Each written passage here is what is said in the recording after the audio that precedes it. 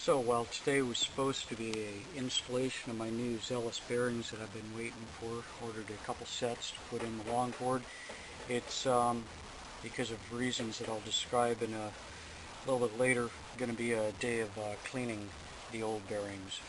We've got them all set up over here, ready to go in our little ultrasonic, hydrosonic cleaner, which we'll show you in just a second as soon as we get these guys all loaded up.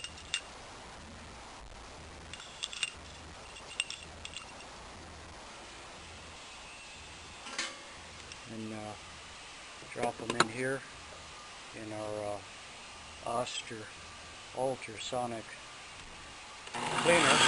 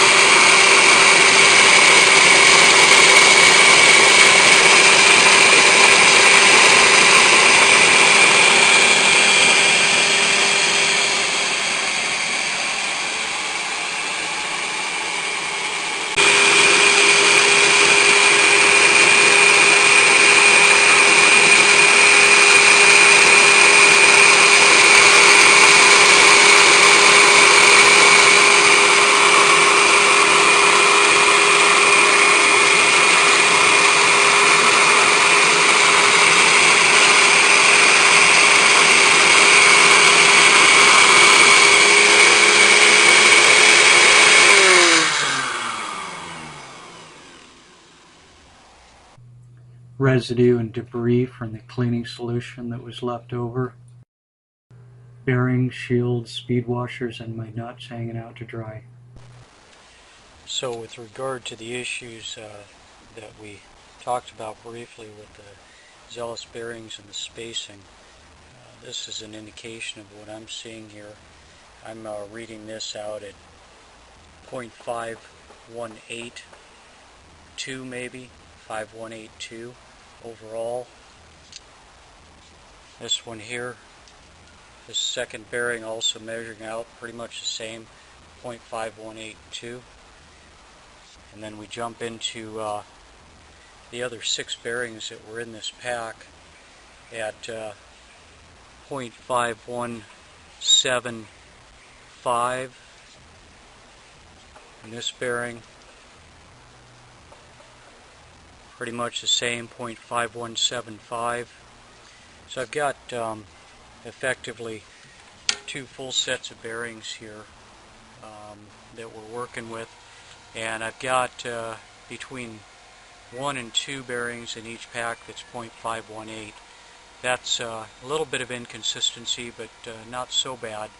The real problem relates to when you put them on the wheels, or at least for me with these AVAC 11s. I typically run a 0.402 spacer on these, and I don't know if you can hear this with the noise in the background here, but I'll try.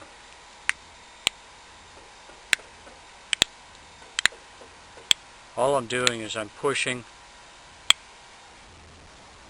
the bearing, and the problem is that the shoulder, this inner shoulder here on the inside of the bearing, it's just when it's combined with the other bearing is a little bit too wide overall for the wheels in question. Now with some wheels probably not a problem, but personally I've never had wheels that require anything over a 0.405 bearing spacer. I'll go ahead and put this on a deck here and show you specifically what I'm talking about. You know, when you get going, probably not a problem for a pumping deck, long distance deck, something like that, but you start getting into a deck that you're going to plan on sliding the board, and what I'm getting is I'm getting creaking. See there, I'm snug with the bearing. Sorry about the camera there, but I get a fairly decent free spool with the wheel. That's with the grease in the bearing. And now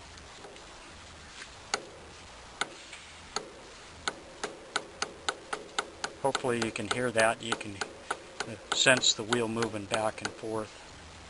and that's going to be the issue. I think what we're going to have to do for this set of bearings is we're going to have to figure out a way to blue in here, maybe a magic marker or some bluing compound, and then just slowly take it down on a file, being careful to keep the edges parallel, the top side and down here where the integrated speed washer is, and hopefully we'll get the bearings down to where they actually fit the wheels.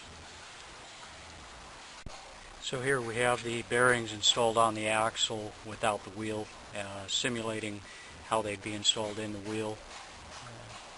Put a caliper in here and see what we get. Zealous says that we should be 0.490, and on this setup right now I'm reading 0.495,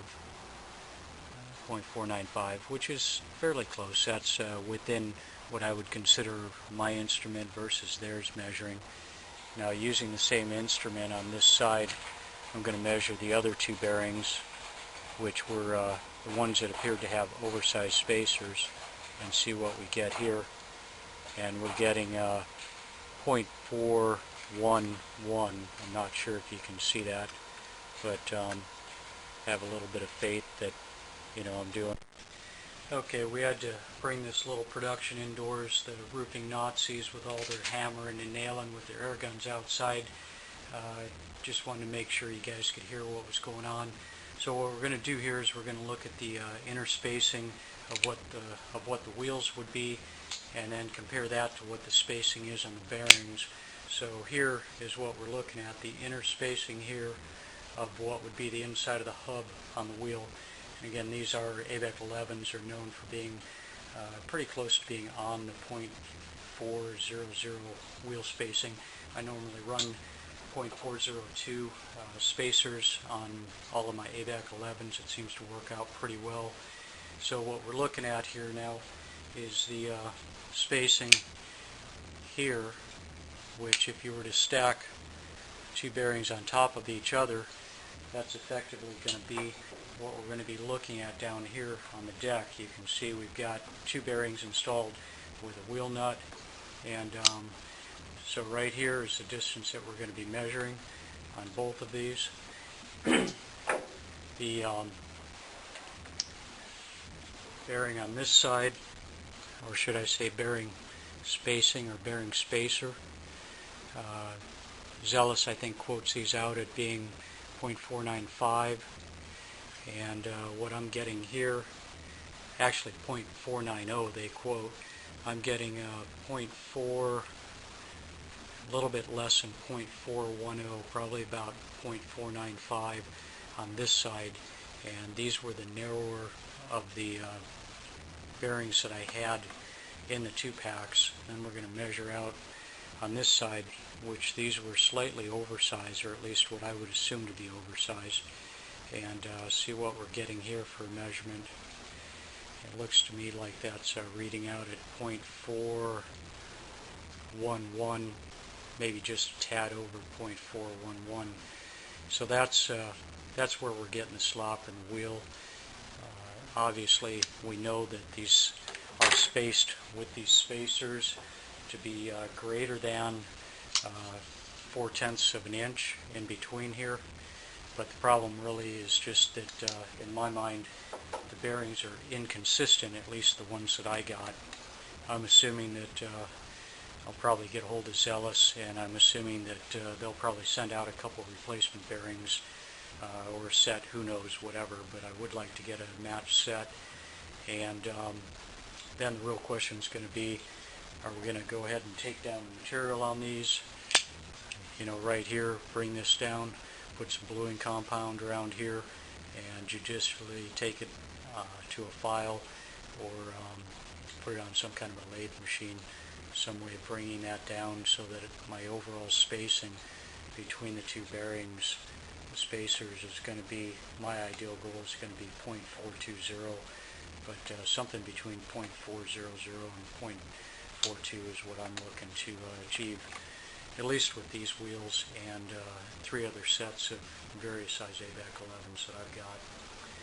So I am impressed so far with what you get for the money, the $13 or $13.99, depending on where you're getting them from. I've seen them as high as $16 on pricing on the bearings, but if you start looking at it, part of that's to cover shipping. Anybody charging over $13.99, you know, they're probably including free shipping on them for you also. Anyways, that's where I'm at with it. Follow up with anything new if it comes up.